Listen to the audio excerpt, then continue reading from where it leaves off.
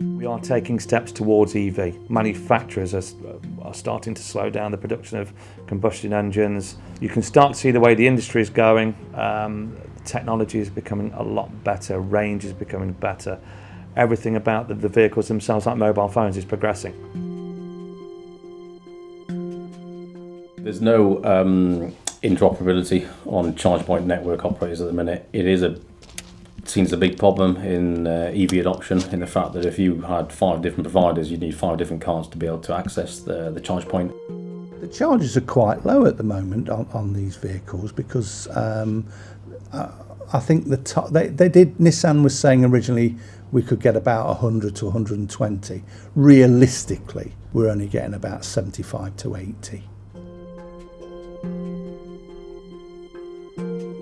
Commercially, great to have them, because we can start to demonstrate quite clearly that our intentions are to reduce carbon on the fleet, take that message out to our corporate base. Kids also, if you walk into school and you walk past a line of 50 cars, just consider your children at exhaust pipe height. Start to think away from, what's the logistical angles of this? How much does it cost for end-of-life care due to respiratory problems?